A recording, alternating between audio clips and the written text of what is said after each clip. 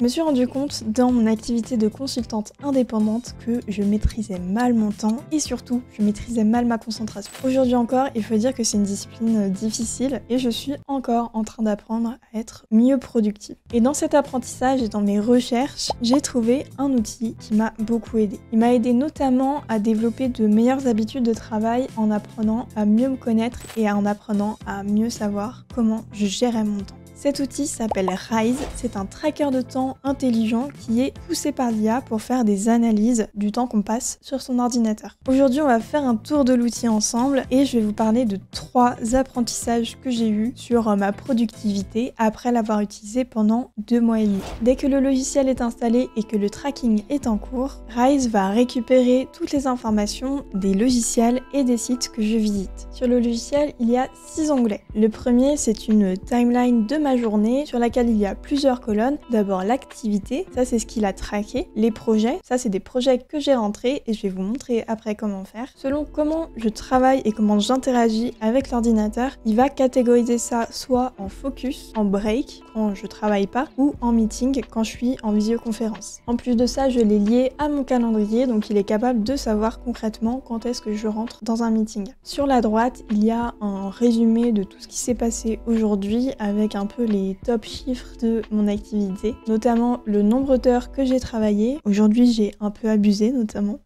J'ai un objectif de travail qui est de 8 heures et là on me dit que je suis à 144%, donc quand j'aurai fini de filmer, clairement je vais manger et aller dormir.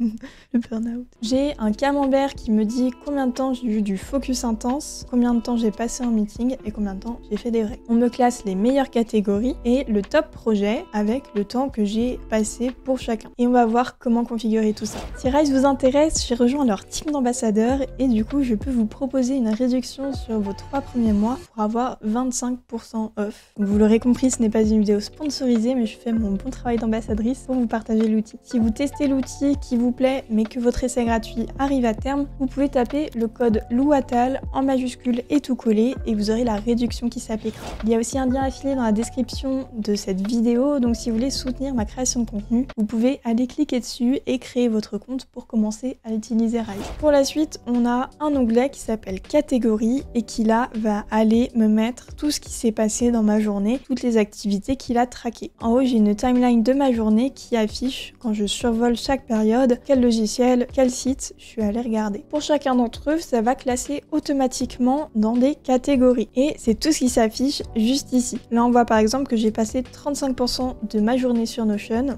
J'adore cet outil. Et ça me fait un camembert à gauche qui reprend justement le pourcentage des catégories de façon un petit peu esthétique. Le grand anneau, c'est les catégories et le petit, c'est les apps et les sites web que j'ai visités. Si je clique sur une catégorie, dans ma timeline, on va me montrer à quel moment de la journée, et j'ai fait des choses qui sont dans cette catégorie. Donc là, en l'occurrence pour Notion, on voit que je l'ai utilisé à petit intervalle sur la matinée, sur des gros blocs pendant l'après-midi, et là, ce soir, j'ai fait quasiment que ça. Par défaut, ma timeline s'affiche de 6h du matin à 22h le soir, mais après, voilà, moi, je travaille plus en général de 8h à 23h, enfin, en tout cas, dans ces eaux-là. Donc, c'est possible de personnaliser un petit peu la vue pour qu'elle s'adapte un peu plus à vos horaires à vous. Ça, c'est la vue journalière. Il y a aussi une vue hebdomadaire, une vue mensuelle et une vue annuelle. Aujourd'hui n'est pas une exception, je passe vraiment énormément de temps sur Notion. En 2 mois et demi, j'ai fait 85 heures dessus et ça fait 22% de mon temps. Il paraît que quand on fait quelque chose pendant 10 000 heures, on devient expert. Je pensais être experte Notion, mais je vais travailler encore un petit peu là-dessus pour atteindre ces 10 000 heures en 2023. Dans le 3e onglet, on va avoir tout ce qui est projet. Moi, en l'occurrence, étant freelance et ayant plusieurs clients en même temps,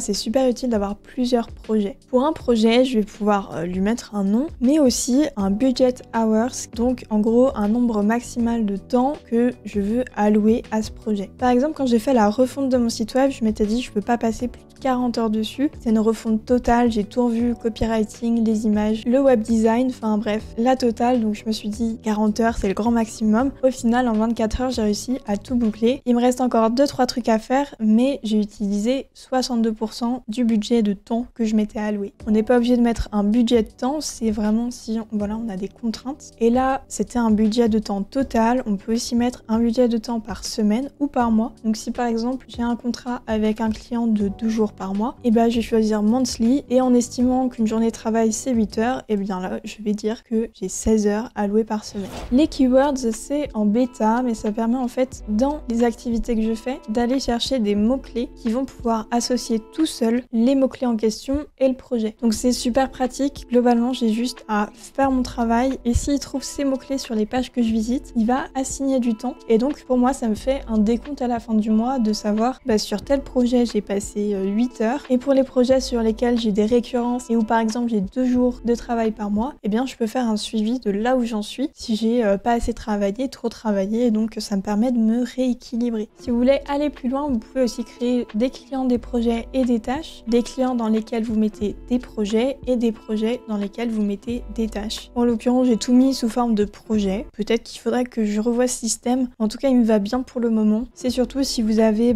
du coup plusieurs projets par client et que du coup vous avez besoin de catégoriser différemment ces différentes catégories. Ah, je veux bien que tu floutes les monsieur madame qui sont là. Et ici. Dans l'onglet productivité, je vais avoir globalement ce que je retrouve dans les autres pages avec les événements de mon calendrier, les sessions que j'ai faites et puis une représentation sur la timeline de mes moments de focus, de break et de meetings. Pour ça, on peut faire pareil sur la semaine où ça fait des graphiques et idem sur le mois. Toute cette catégorie vraiment elle va me donner des insights assez précieux pour savoir comment je travaille et moi ce que je trouve très intéressant c'est le focus score par période de la journée. Selon la période, on va me calculer un focus score basé sur est-ce que je regarde beaucoup mes mails sur mes périodes de focus, est-ce que je suis très distraite. Là, on voit que mes top interrupters, justement, c'est mes mails, c'est Twitter et c'est les moments où je vais sur Google Drive. Dans le livre The Productivity Project, il y a une notion qui m'a beaucoup plu, c'est que on a tous un prime time dans la journée où on est vraiment beaucoup plus focus et plus apte à travailler de façon productive en tout cas. J'avais remarqué en faisant un petit peu d'introspection, on va dire que j'avais tendance à être plus concentrée entre 10h et 11h30 et ensuite le soir un peu entre 19h et 23h. C'est pas des horaires très healthy, mais voilà.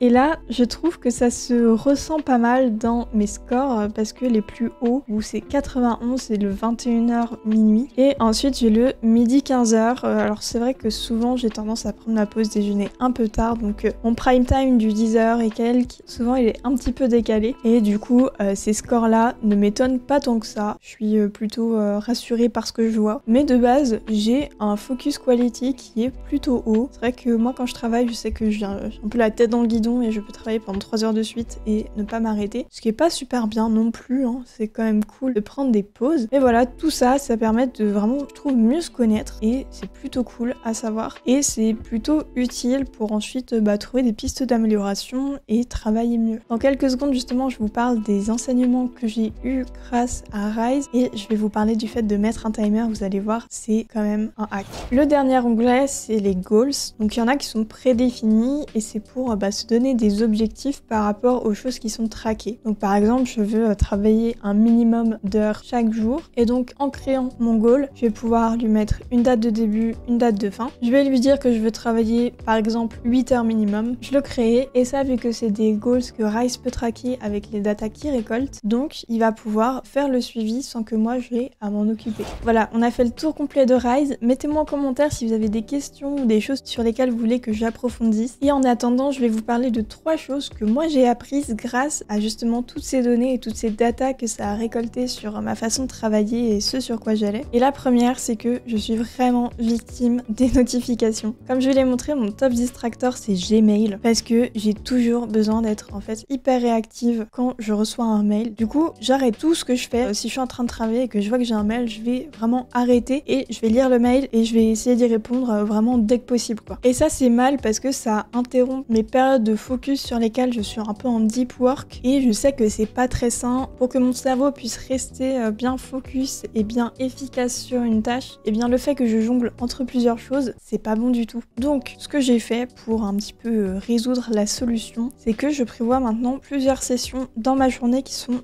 dédiées dédiés aux mails. En dehors de ça, je ne vais pas les consulter. Certes, je perds en réactivité, mais au moins ça me permet d'être vraiment focalisée sur ce qui se passe dans mes mails quand je le suis et ce qui se passe dans mes journées de travail quand j'ai besoin d'être focus. Mon téléphone, c'était un petit peu ça qui me distrayait parce que dès que j'entendais une vibration, je regardais ce que c'était. Du coup, j'ai mis les notifications Gmail en silencieux et comme ça, je peux y aller quand moi j'ai envie et pas quand mon téléphone m'appelle. Deuxième chose que j'ai apprise, je vous parlais des timers tout à l'heure et franchement, mettre un timer, ça aide. Quand on fait face à un manque d'énergie, un manque de motivation qui fait qu'on va avoir tendance à un peu plus procrastiner, c'est parce que notre cerveau bute et il a pas envie de s'y mettre. J'ai beau faire de ma passion mon métier, des fois il y a des choses que j'ai pas envie de faire. Et parmi les méthodes que je trouve utiles, c'est que parfois, quand je bloque, je mets un timer sur Rise avec le temps que j'estime que la tâche me prendra et je me force à être déter, à terminer d'ici à la fin du timer ou même mieux si j'ai pas envie de faire la tâche avant. Ça permet vraiment de se dire ok, j'ai pas envie de faire ce truc, et bah je vais m'allouer un temps précis et à la fin j'en serai débarrassée. Et franchement ça aide trop à être beaucoup plus déterminée à finir le truc et en tout cas dans ma façon de fonctionner ça permet de débloquer les situations où j'ai pas envie de faire quelque chose parce que derrière j'ai un peu la récompense, la tâche est terminée ensuite. Et la troisième chose, vous l'aurez peut-être compris en voyant ma journée de 11h, c'est que je me repose pas. Vraiment j'ai réalisé avec ce tracking de temps que mes journées elles sont très irrégulières. Autant des fois je peux travailler 4, 5, 6 heures et parfois je peux en passer 12. Que ce soit sur la durée du travail ou même les horaires, j'ai vu de mes propres yeux parce que du coup ça traque tout ce que je fais. Bah du coup j'ai pu constater grâce à tout ce qui est graphique etc. que parfois j'abusais un petit peu sur la régularité. Autant c'est pas mal parfois de faire des longues journées parce que bah on a beaucoup de travail, on est un petit peu obligé, mais ça a tendance à devenir une habitude chez moi et en tant que freelance, et bah je suis responsable de moi-même et donc c'est quand même ma responsabilité de me dire ok, on va faire ça plus régulièrement parce que faut pas non plus arriver à un état d'épuisement qui pourrait m'empêcher de travailler. Je dis pas que j'ai totalement amélioré la chose, hein, mon train de vie n'est pas totalement sain, mais au moins je me suis rendu compte que tryharder pendant 12 heures pour être super fatiguée le lendemain et pas être aussi efficace, c'était un petit peu du gâchis. Donc histoire à suivre. Un dernier truc qui est plutôt cool avec Rise, c'est que chaque jour, il m'envoie des daily reports sur lesquels il montre les statistiques du jour comme dans l'onglet productivité, mais surtout j'ai des rapports hebdomadaires qu'on m'envoie par mail en PDF et sur lesquels